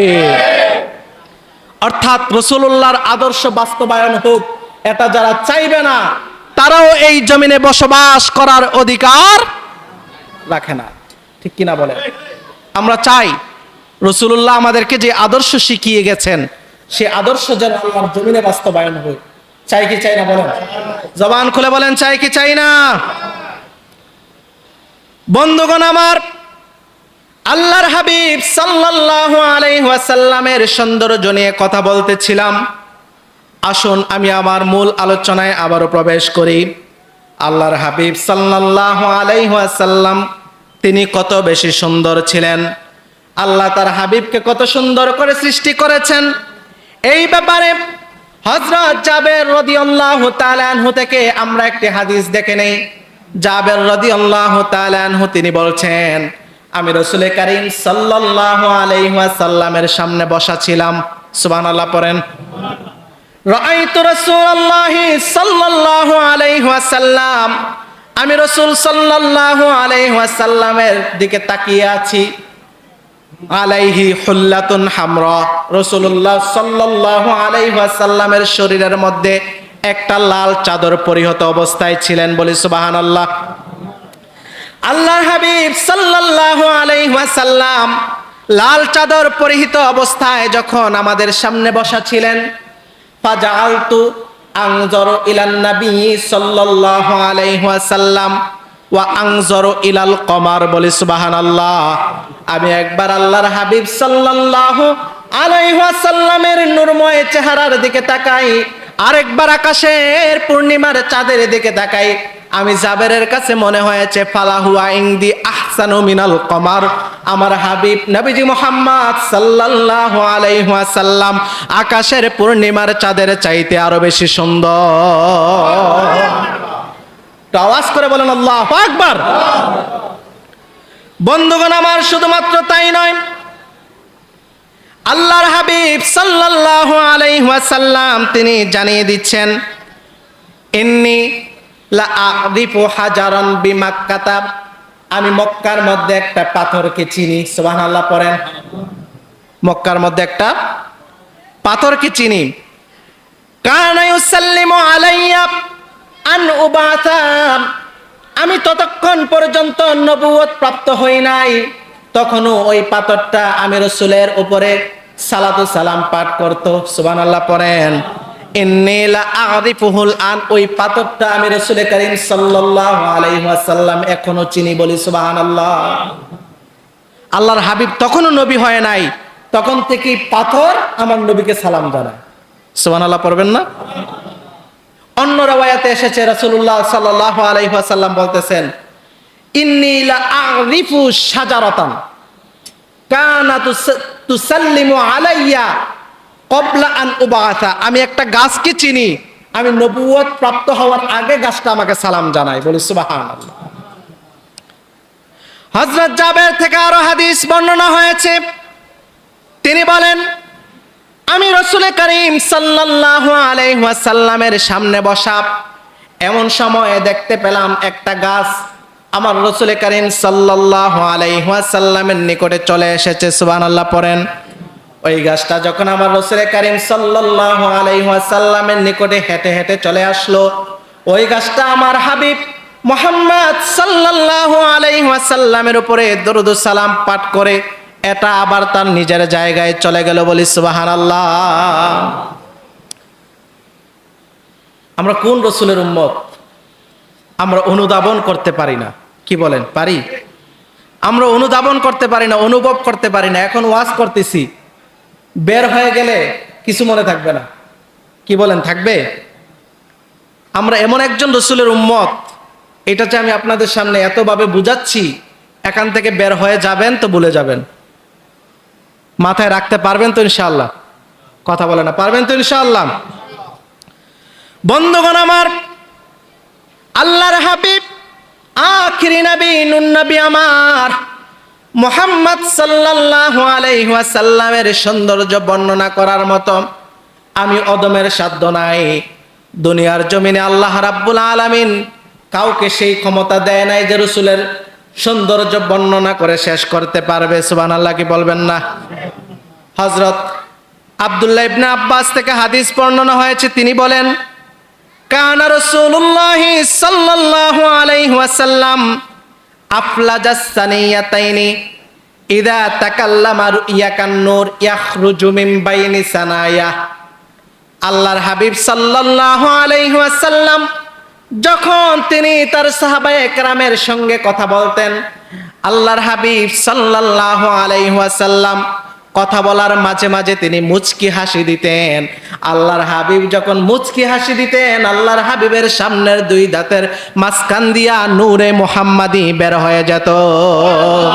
মুহাম্মদ মুস্তাফা বাদশার বাদশাহ কামলিওয়ালা, মুহাম্মদ মুস্তাফা তুমি বাদশার বাদশাহ কামলিওয়ালা। জবান করে মুহাম্মদ মুস্তাফা সাল্লে আলা, তুমি বাদশার বাদশাহ কামলিওয়ালা।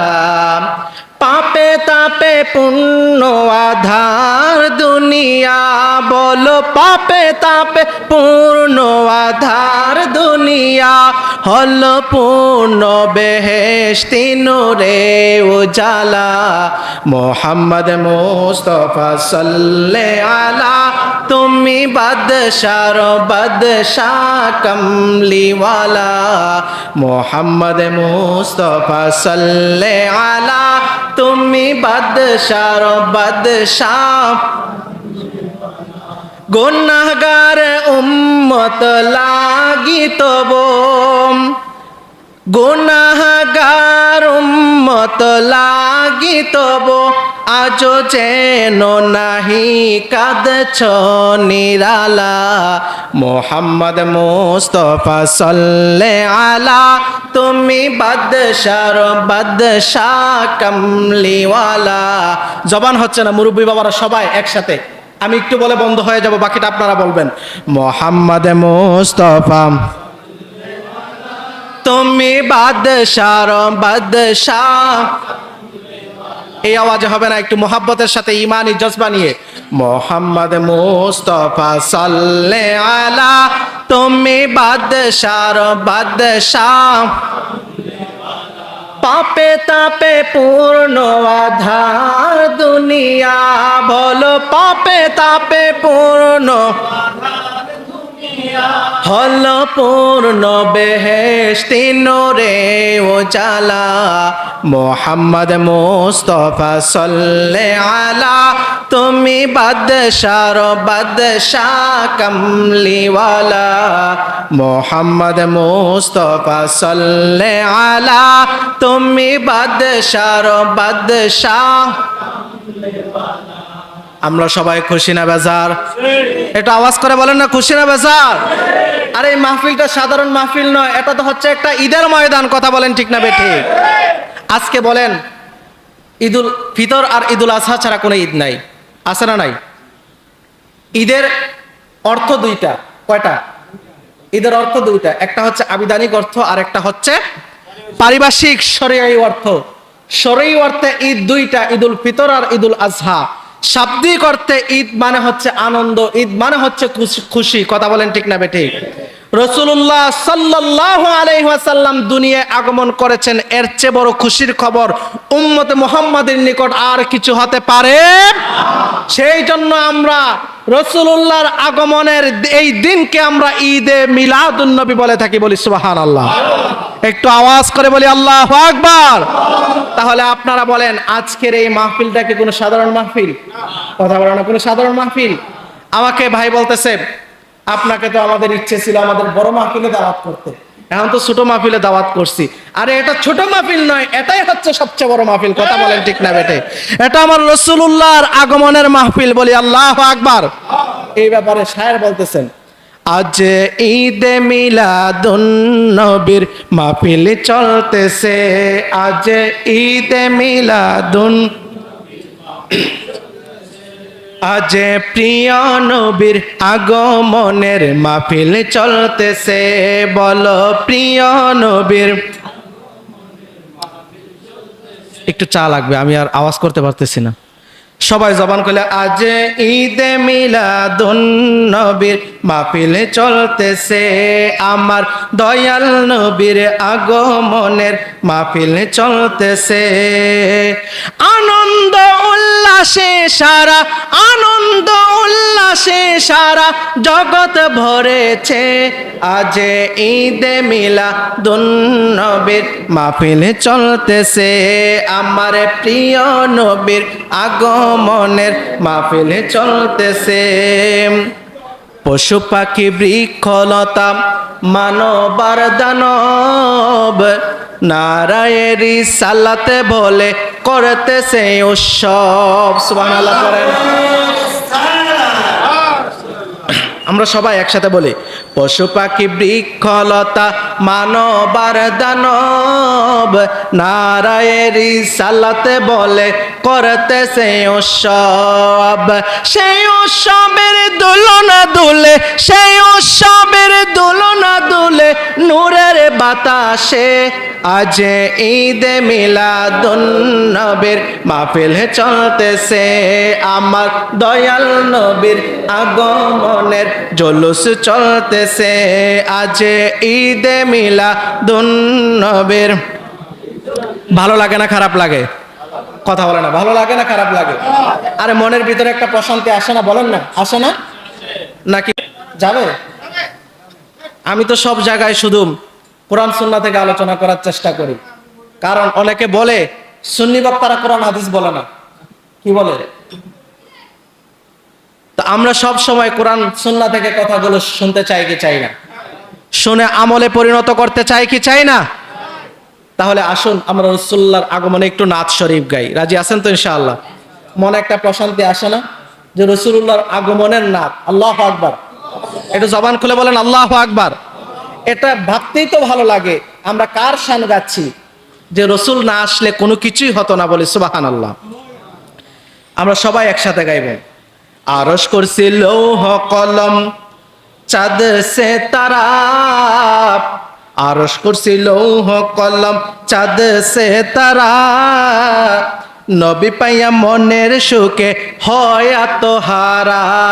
আল্লাহু আকবার বলেন। আরশ কুরসি লৌহ কলম চাঁদ সিতারা, নবী পাইয়া মনের সুখে হয় আত্মহারা।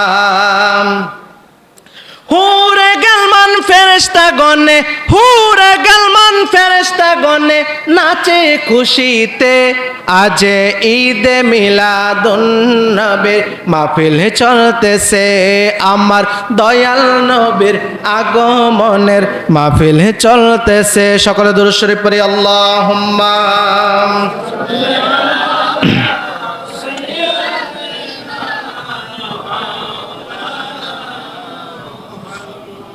ওয়ালা আলিম।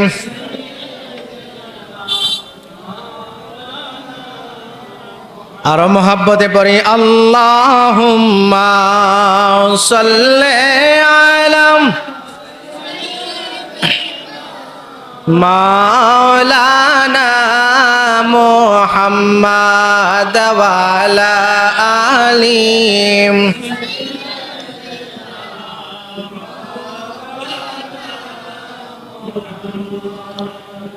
আমরা সকলে বলি আলহামদুলিল্লাহ। যেহেতু মওলুদুন নবীর ইহতিফাল, সেই জন্য রাসূলুল্লাহর বয়ান ব্যতীত অন্য আলোচনা না হওয়াই উচিত। কথা বলেন ঠিক না? ঠিক।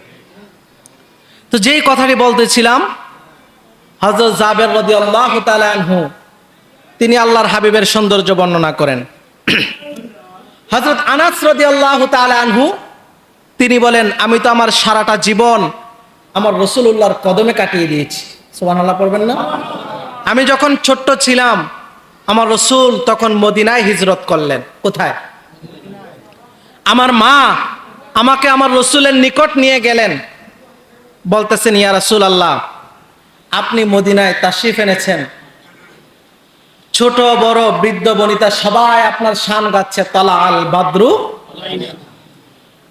সবাই আপনাকে হাদিয়া দিচ্ছে, আমি আনাসের মা আপনাকে দেওয়ার মতো সেই তৌফিক আমার নাই। তবে আমি আনাসের মা আপনার জন্য একটা হাদিয়া নিয়ে এসেছি। সেই হাদিয়াটা হচ্ছে আমি আমার ছোট্ট আনাসকে আপনার হাতে তুলে দিতে চাই। সুবহানাল্লাহ পড়েন। সে যতদিন বাঁচবে ততদিন আপনার খেদমত করবে। সুবহানাল্লাহ পড়েন।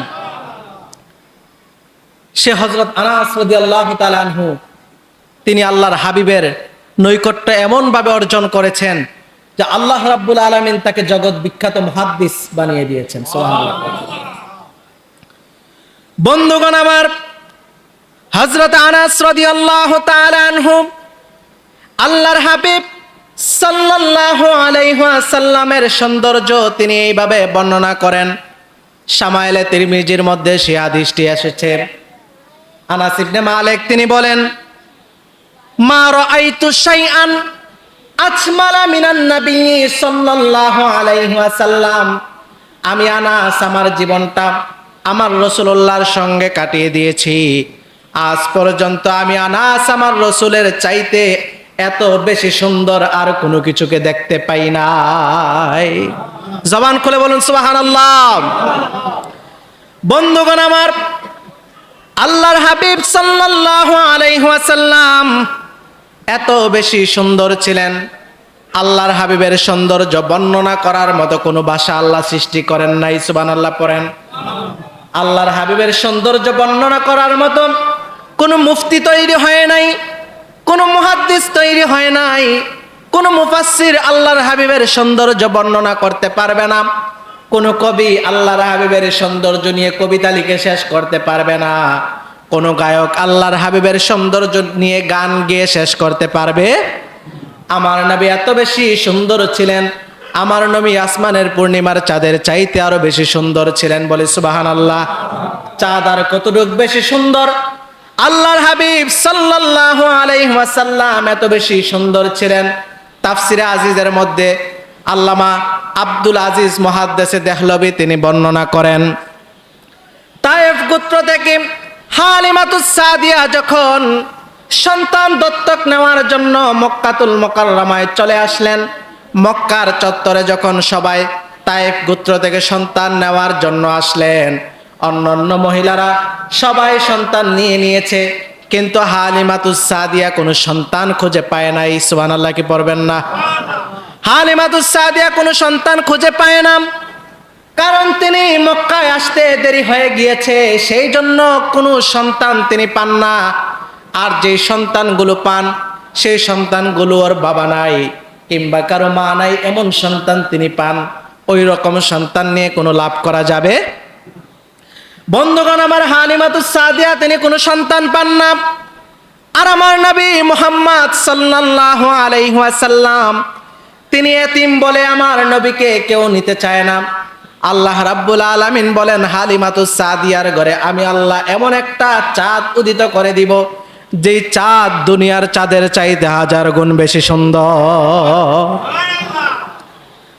হালিমাতুস সাদিয়া ঘোরাফেরা শেষ করে তিনি যখন চলে আসলেন মুহাম্মদ সাল্লাল্লাহু আলাইহি ওয়াসাল্লামের বাড়ির আঙ্গিনায়, হালিমাতুস সাদিয়া আমার নবীর বাড়ির আঙ্গিনায় আসার পর খবর পেলেন এই ঘরের মধ্যে এমন একটা সন্তান আছে, যেই সন্তান এতিম বলে তাকে কেউ নিতে চায়, যেই সন্তানের বাবা নাই বলে তাকে কেউ নিতে চায় না।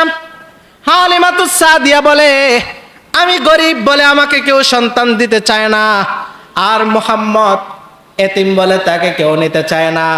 আমি হালিমাতুস সাদিয়া তাকে নেই বা না নেই, আমি একটা নজর তাকে দেখতে চাই। জবান খুলে পড়ুন আল্লাহু আকবার। হালিমাতুস সাদিয়া আমেনাকে ডাকলেন, আমেনা, আমি তোমার সন্তানকে এক নজর দেখতে চাই। আমেনা রাদিয়াল্লাহু তাআলা আনহা হালিমাতুস সাদিয়াকে ঘরের মধ্যে নিয়ে গেলেন। হালিমাতুস সাদিয়া বলে, তোমার মুহাম্মদ কই?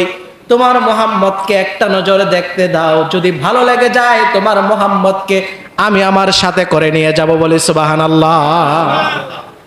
একটা নজর তোমার সন্তান মুহাম্মদকে দেখতে চাই, সুবহানাল্লাহ পড়েন না। বন্ধুগণ আমার, হযরত আমেনা রাদিয়াল্লাহু তাআলা আনহা যখন আমার প্রিয় রাসূল সাল্লাল্লাহু আলাইহি ওয়াসাল্লামের নূরময় বদন মুবারক থেকে যখন কম্বল মুবারক সরালেন, আল্লাহর কসম করে বলছি, আল্লামা আব্দুল আজিজ মুহাদ্দিসে দেহলভী তিনি বলেন, যখন তায়েফ গোত্রের সেই তায়েফের সাদিয়া গোত্রের সেই হালিমাতুস সাদিয়া যেই মুহূর্তে আমার নবী মুহাম্মদ সাল্লাল্লাহু আলাইহি ওয়াসাল্লামকে দেখতে পেল, তখন তিনি ডাক দিয়ে বলে, আমেনা, এত সুন্দর মানুষ আমি হালিমার কোথাও দেখি নাই, বলি সুবহানাল্লাহ। আমেনা বললেন, আমি মক্কার কত আনাচে কানাচে গিয়েছি, আমার সন্তানের মতো এত সুন্দর সন্তান কারো ঘরে দেখি নাই। হালিমাতুস সাদিয়া বলেন, আমি তো তায়েফে ঘুরেছি, মক্কায় ঘুরেছি, আরো কত জায়গায় গিয়েছি, তোমার থেকে বেশি আমি ঘোরাফেরা করেছি। ওগো আমেনা, তুমি শুধুমাত্র মক্কায় ঘোরাফেরা করে তুমি বলো তোমার সন্তানের চাইতে আর কোনো সুন্দর সন্তান নাই। আমি হালিমা তো অনেক জায়গায় ঘুরেছি, কিন্তু যত জায়গায় ঘুরেছি তত জায়গায় আমি তোমার সন্তান মুহাম্মদের চাইতে বেশি সুন্দর কাউকে দেখতে পাই নাই, বলি সুবহানাল্লাহ। তোমার মুহাম্মদ এত বেশি সুন্দর, তোমার সন্তান এত বেশি সুন্দর, কত সন্তান জীবনে দেখেছি, কত বাচ্চা জীবনে দেখেছি, কিন্তু কাউকে দেখার পর তো আমার কলিজা শীতল হয় নাই, কিন্তু যখন মুহাম্মদকে দেখলাম আমার সমস্ত শরীর শীতল হয়ে গিয়েছে, সুবহানাল্লাহ পড়েন। আব্দুল মুত্তালিব শুনে ফেললেন সেই কথা। আব্দুল মুত্তালিব বললেন, হালিমা, তুমি তায়েফ ঘুরেছো, মক্কা ঘুরেছো, আমি মক্কা গিয়েছি, মদিনা গিয়েছি, শামে গিয়েছি, সিরিয়ায় গিয়েছি, লিবিয়ায় গিয়েছি, মিশরে গিয়েছি, আমি দুনিয়ার বিভিন্ন রাষ্ট্রে ঘুরেছি, কিন্তু আমি যত জায়গায় গিয়েছি আমার নাতি মুহাম্মদের চাইতে বেশি সুন্দর কাউকে দেখি নাই। ত্রিভুবনের প্রিয় সাল্লাল্লাহু আলাইহি ওয়াসাল্লামের সঙ্গে যাচ্ছিলাম, যাওয়ার পথে আমি এমন একটি জায়গায় থেমে গেলাম, যে জায়গার মধ্যে যখন আমি থেমে গেলাম, মুহাম্মদ সাল্লাল্লাহু আলাইহি ওয়াসাল্লাম তিনি উট থেকে নেমে গেলেন, এবং আমি মুহাম্মদের সঙ্গে একটা গাছের নিচে গিয়ে আশ্রয় নিলাম। ওইখানে আমরা বিশ্রাম নেওয়ার জন্য একটু বসে গেলাম, বলি সুবহানাল্লাহ। ওই জায়গাটা ছিল একটা গির্জার পাশে। ওই গির্জা থেকে একজন পাদ্রী বের হয়ে এসেছে। ওই পাদ্রী যখন মুহাম্মদ সাল্লাল্লাহু আলাইহি ওয়াসাল্লামের চেহারা মোবারক দেখতে পেল, ওই পাদ্রী তিনি বিস্মিত হয়ে গেল। মুহাম্মদের চেহারা দেখার সঙ্গে সঙ্গে ওই পাদ্রী মুহাম্মদ সাল্লাল্লাহু আলাইহি ওয়াসাল্লামের নিকটে চলে আসলো, বলি সুবহানাল্লাহ। ওই পাদ্রী মুহাম্মদ সাল্লাল্লাহু আলাইহি ওয়াসাল্লামের নিকটে এসে এমন এক কথা বলল, হযরত খাদিজা বলে, মাইসারা, তুমি আর দেরি করো না, ওই পাদ্রী মুহাম্মদের নিকটে এসে কি বলেছে তাড়াতাড়ি আমাকে শুনিয়ে দাও। সুবহানাল্লাহ পড়েন না। খাদিজার মনের ভিতরে এই প্রেম দিয়ে দিয়েছেন আমার আল্লাহ রাব্বুল আলামিন, বলে সুবহানাল্লাহ। মুহাম্মদ এত বেশি সুন্দর, তার গুণাগুণ এত বেশি ছিল যে মক্কার সবচেয়ে ধনী মহিলা খাদিজা আমার নবীর প্রেমে পাগল পারা হয়ে গিয়েছে, বলে সুবহানাল্লাহ। আমি যুবক ভাইদেরকে বলতে চাই, নিজের ব্যক্তিত্বকে সুন্দর করো, মেয়ের পিছনে ঘুরতে হবে না, মেয়ে তোমার পিছনে ঘুরবে। কথা বলে ঠিক না বেঠিক? এই যে মেয়েদের পিছনে ঘুরে ঘুরে মূল্যবান সময় শেষ। কথা বলেন ঠিক কিনা? মেয়েদের পিছনে ঘুরে ঘুরে মোবাইল চালাতে চালাতে এমন একটা মূল্যবান সময় যুবকরা নষ্ট করছে। এমন একটা সময় আসবে সেই যুবক ঘরে বসে কান্না করবে, তার বাঁচার কোনো রাস্তা থাকবে। বাংলাদেশে এই জন্য আত্মহত্যার সংখ্যা বেড়ে গিয়েছে। কথা বলেন ঠিক না বেঠিক? কি করে? নিজের মৃত্যু নিজেই সম্পাদন করে, ঠিক কিনা বলেন? আমার মুহাম্মদ সাল্লাল্লাহু আলাইহি ওয়াসাল্লাম আদর্শ শিক্ষা দিচ্ছে, ওই আদর্শ বাস্তবায়ন করো। কোন মেয়ের পিছনে ঘুরতে হবে না, সবচেয়ে ধনাঢ্য সম্ভ্রান্ত মেয়েটাই তোমার প্রেমে পাগল হয়ে যাবে, বলে সুবহানাল্লাহ। কথা বলেন ঠিক না বেঠিক? শুধু কি নবীর প্রেমে, নবীর বাবার প্রেমে কেমন পাগল ছিল মক্কার মহিলারা আপনারা জানেন না? আব্দুল মুত্তালিবকে যখন আল্লাহ হুকুম করলেন জবাই করার জন্য, পুত্র জবাই করে দাও, আব্দুল্লাহকে কুরবানি করে দাও। যখন আব্দুল মুত্তালিব কুরবানি করবে, মক্কার সমস্ত মহিলারা হাজির। খবরদার, মুহাম্মদ সাল্লাল্লাহু আলাইহি ওয়াসাল্লামের গায়ে আঘাত লাগার সঙ্গে সঙ্গে মক্কাকে মাটির সাথে মিশাইয়া দিব, বলি সুবহানাল্লাহ। তার কারণ কি? মক্কার সমস্ত মহিলারা আব্দুল্লাহকে পছন্দ করতেন, ভালোবাসতেন। কারণ এটা আব্দুল্লাহর সৌন্দর্য কিংবা ব্যক্তিত্ব ছিল না, আমার নূর নবী মুহাম্মদ সাল্লাল্লাহু আলাইহি ওয়াসাল্লাম আব্দুল্লাহর কপাল মোবারকের মধ্যে নূর হয়েছিলেন, বলি সুবহানাল্লাহ। বন্ধুগণ আমার, হযরত আব্দুল্লাহ যখন বিয়ে করলেন, বিয়ে করার পরে